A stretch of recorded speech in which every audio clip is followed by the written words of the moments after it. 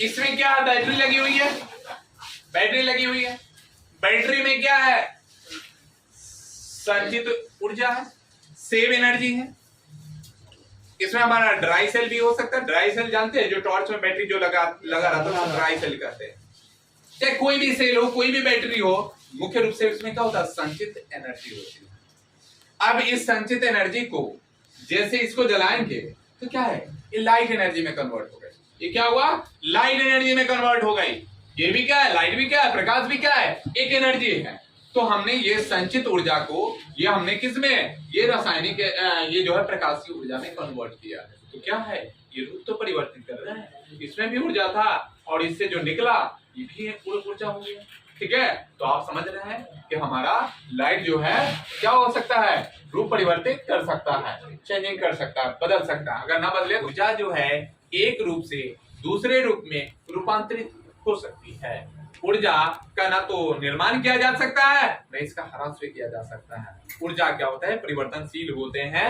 ऊर्जा जो है जितना है धरती पे उतना ही रहेगी, और ये क्या होगा, परिवर्तित होते रहेगी, चेंज होते रहेगी एक रूप से दूसरे रूप में। तो ऐसा ना हो तो कोई कार्य हमारा नहीं होगा। अगर देखेंगे कि संचित रासायनिक ऊर्जा है, लेकिन अगर ये परिवर्तन ना करते, क्या लाइट जलेगा, नहीं जलेगा।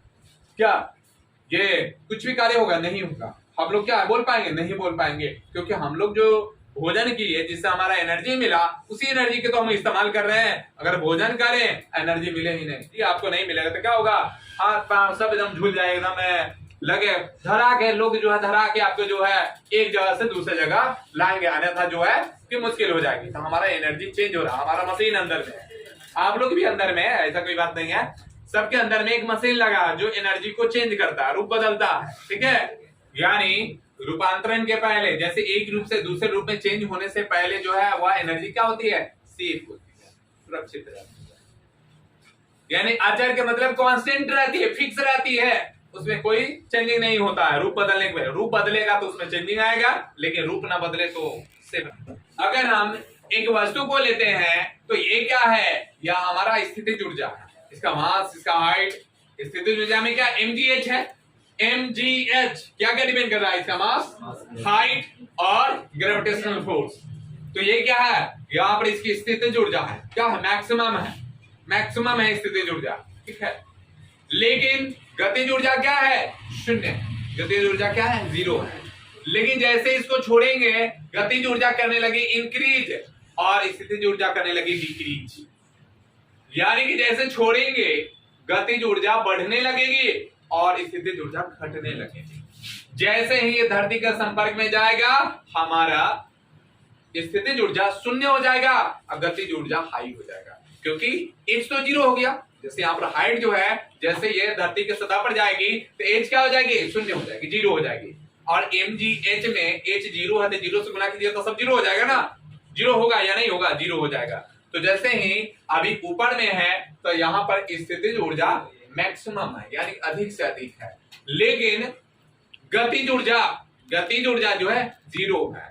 लेकिन जैसे इसे छोड़ेंगे तो गतिज ऊर्जा बढ़ने लगेगी और स्थितिज ऊर्जा घटने लगेगी। जैसे जैसे नीचे जाएगा वैसे वैसे स्थितिज ऊर्जा कम हो जाएगी और जैसे जैसे नीचे जाएगा वह स्थितिज ऊर्जा बढ़ने लगेगी। यानी दोनों एक दूसरे के जो है इनडायरेक्टली प्रोपोर्शनल है, यानी कि एक बढ़ेगा तो दूसरा घटेगा, एक बढ़ेगा तो दूसरा घटेगा, दूसरा घटेगा तो एक बढ़ेगा।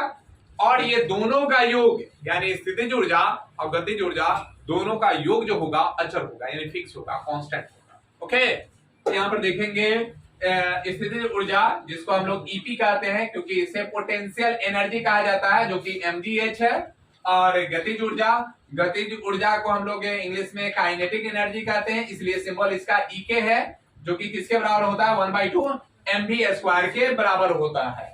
उसके बाद देखेंगे कि यहाँ पर जो है स्थितिज ऊर्जा प्लस गतिज ऊर्जा दोनों का योग क्या होता है, अचर होता है। और इसी को आप कह सकते हैं कि यहाँ पर आपको यांत्रिक ऊर्जा भी लिख सकते हैं, जो कि स्थितिज ऊर्जा की फॉर्मूला क्या है, mgh, और गतिज ऊर्जा की फॉर्मूला क्या है, 1/2 mv²। ओके।